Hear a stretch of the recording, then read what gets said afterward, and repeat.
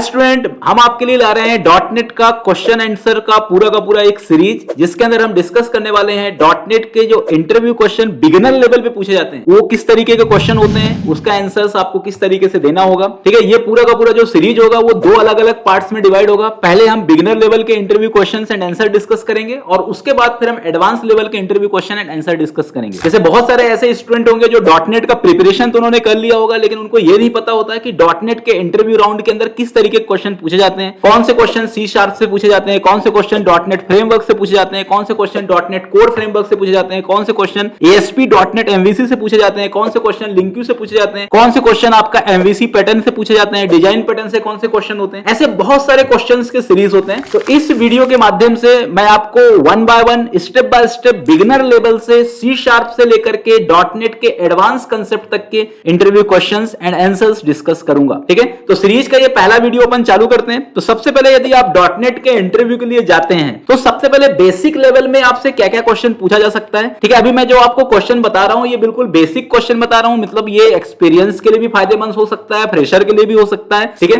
तो आप इसको बिल्कुल स्टेप बाय स्टेप लिखिए, पेन कॉपी लेकर के आप इस क्वेश्चन को नोट भी कर सकते हो। इस क्वेश्चन का जो आंसर वाला सीरीज होगा वो मेरा नेक्स्ट सीरीज होगा। अभी मैं सिर्फ इसमें क्वेश्चन बताऊंगा। ठीक है, इसके बाद मैं देखूंगा कि कितने लोग डॉट नेट के क्वेश्चन में इंटरेस्टेड हैं। उसके बाद आप कमेंट करिए, उसके रिगार्डिंग में फिर आपको आंसर का एक वीडियो सेशन बताऊंगा कि उस क्वेश्चन के आंसर क्या होगा। तो हम स्टार्ट करते हैं सबसे पहले बेसिक क्वेश्चन से कि जैसे आप डॉट नेट के अंदर इंटरव्यू के लिए जाते हो तो पहला क्वेश्चन आपसे यही पूछा जाएगा कि what is dot net, dot net क्या है। ठीक है, तो डॉट नेट को आपको डिफाइन करना होगा कि डॉट नेट फ्रेमवर्क है कि डॉट नेट टेक्नोलॉजी है कि डॉट नेट टेक्नोलॉजी और फ्रेमवर्क दोनों है। ठीक है, अब मैं एक हिंट दे रहा हूं आपको, अभी इसका मैं एक्चुअल आंसर नहीं बता रहा हूं, मैं आपको क्वेश्चन बता रहा हूं कि व्हाट इज डॉट नेट, ये तो पूछा ही जाता है। Is there any full form of dot net. दूसरा क्वेश्चन ये रहता है कि क्या डॉट नेट का कोई फुल फॉर्म होता है, कि डॉट नेट अपने आप में एक कंप्लीट वर्ड है। इसके बारे में भी आप रिसर्च कर सकते हो, इसका आंसर भी मैं आपको बताऊंगा, लेकिन अभी आप रिसर्च करिए कि is any full form of dot net, dot net का कोई फुल फॉर्म है कि नहीं है। ठीक है, तीसरा क्वेश्चन है डॉट नेट के फ्रेमवर्क से रिलेटेड कि व्हाट इज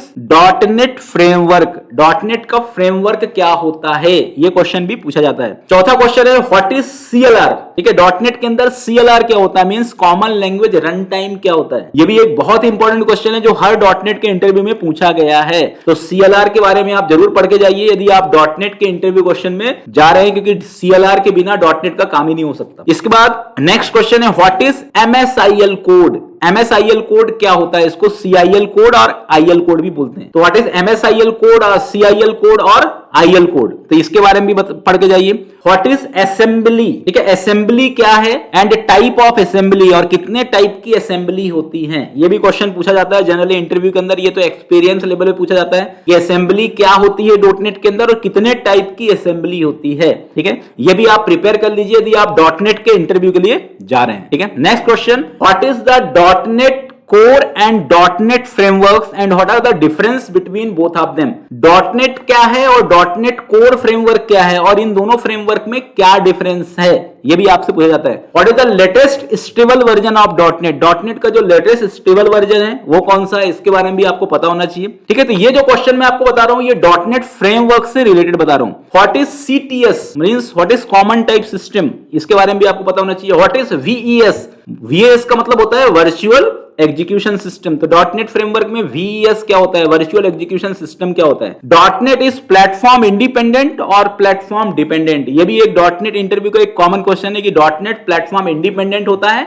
कि प्लेटफॉर्म डिपेंडेंट होता है। ठीक है, तो ये क्वेश्चन भी आप पढ़ सकते हो। ठीक है, इसके बाद नेक्स्ट क्वेश्चन बताता हूं मैं आपको, सी शार्प से रिलेटेड कुछ क्वेश्चन बताता हूं जो बिगिनर लेवल पे पूछे जाते हैं। पहला तो यही है कि C sharp is object oriented language और not. C sharp object oriented language है कि नहीं है, क्या ये ऑब्जेक्ट बेस्ड है कि ये सेमी ऑब्जेक्ट ओरिएंटेड है, आपको ये पता करना चाहिए। What is the similarity and differences between C, C plus plus and C sharp. C plus plus और सी शार्प के अंदर क्या सिमिलैरिटी है और क्या डिफरेंसेस है, मतलब आपको कंपैरिजन पता होना चाहिए कि सी, सी प्लस प्लस और सी शार्प इन तीनों लैंग्वेजेस के बीच में क्या क्या डिफरेंसेस है और क्या क्या सिमिलैरिटी है। What is the difference between C sharp and Java, C sharp और जावा लैंग्वेज में क्या क्या डिफरेंसेस है और क्या क्या सिमिलैरिटी है, ये दोनों ये भी आप प्रिपेयर कर सकते हो। How C sharp language will work. ठीक है, सी शार्प जो प्रोग्रामिंग लैंग्वेज है वो किस तरीके का काम करती है, मतलब जैसे आप सी शार्प लैंग्वेज के अंदर कोई प्रोग्राम कोड लिखते हैं तो वो प्रोग्राम कोड ऑपरेटिंग सिस्टम तक पहुंचने में कितने स्टेप से होकर के जाता है, मतलब पहले सी शार्प का प्रोग्राम कोड किस तरीके से कंपाइल होता है,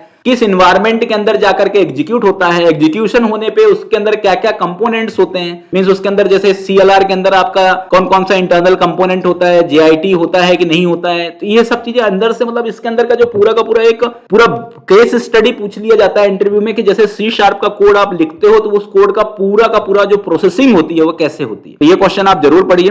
नेक्स्ट क्वेश्चन जो होता है वो पूछा जाता है कि डेटा टाइप के कन्वर्जन से पूछा जाता है कि डेटा टाइप में C# के अंदर कन्वर्ट करने के लिए कौन कौन से मेथड्स होते हैं, जैसे आपको स्ट्रिंग को इंटीजर में कन्वर्ट करना है या इंटीजर को फ्लोट में कन्वर्ट करना है, फ्लोट को इंटीजर में कन्वर्ट करना है, तो इसके लिए कुछ मेथड्स होते हैं कि नहीं, ऑब्जेक्ट को स्ट्रिंग में कन्वर्ट करना है। तो जो कन्वर्जन मेथड्स है मतलब आपको कन्वर्ट क्लास और int.parseInt, float.parseFloat ये सभी के मेथड्स भी आपको याद रखने। convert.toDouble, तो कितने कन्वर्जन मेथड्स होते हैं और कितने पार्सिंग मेथड्स होते हैं, इन सभी के बारे में आपको पूरी इंफॉर्मेशन गेट करनी है क्योंकि ये पूछा जाता है। और ये क्वेश्चन अक्सर पूछा जाता है कि what is the difference between convert.toInt32 and int.parse, मतलब int.parse मेथड और convert.toInt32 मेथड्स में क्या डिफरेंस होता है, ये भी आपको C# में पढ़ना चाहिए। ये भी बहुत ही इंपॉर्टेंट क्वेश्चन है C# का। इसके बाद गार्बेज कलेक्टर क्या होता है, how garbage collector is work in C#, garbage collector C# में कैसे काम करता है इसके बारे में भी पूछा जाता है। How memory management will work in C#। इसके बाद बॉक्सिंग एंड अनबॉक्सिंग कॉन्सेप्ट, ये भी C# का एक बहुत ही इंपॉर्टेंट क्वेश्चन है कि बॉक्सिंग क्या होता है, अनबॉक्सिंग क्या होता है, ठीक है, इसके बारे में भी आपको पढ़ना चाहिए।